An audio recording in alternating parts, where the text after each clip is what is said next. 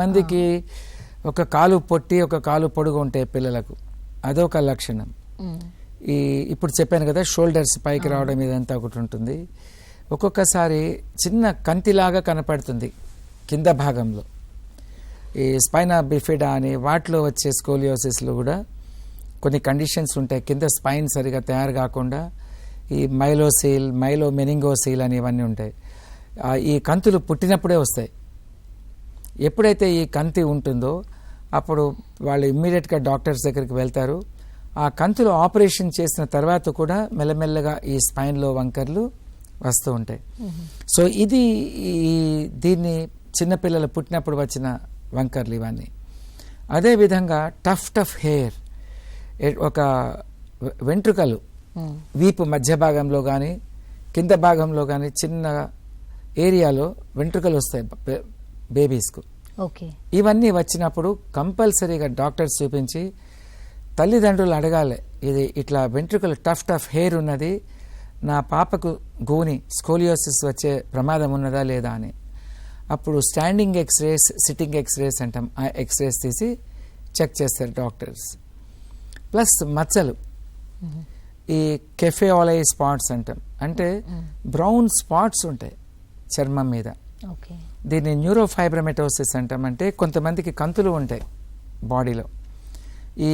ఈ పిల్లలకు ఈ స్పాట్స్ ఏవైతే ఉంటాయి పుట్టుమచ్చల్లాగా బాడీ పైన, ఛాతీ పైన కానీ తొడల పైన కానీ వీపు పైన కానీ ఎక్కడ ఉన్నా కానీ ఈ స్పాట్స్ కంపల్సరీగా మీ యొక్క పీడియాట్రిషియన్కు చూపించి ఇది స్కోలియోసిస్ తప్పకుండా చెక్ చేయాలి. న్యూరోఫైబ్రమెటోసిస్ విత్ స్కోలియోసిస్ ఇట్లా.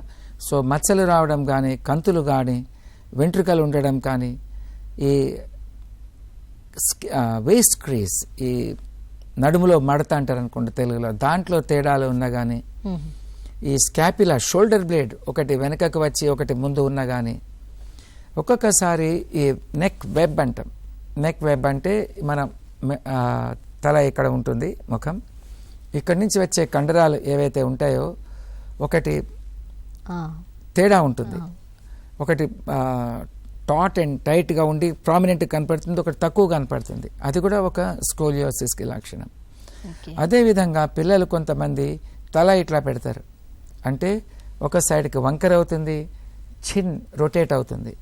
అది కూడా లోపల స్కోలియోసిస్ ఉంటే ఒక లక్షణం.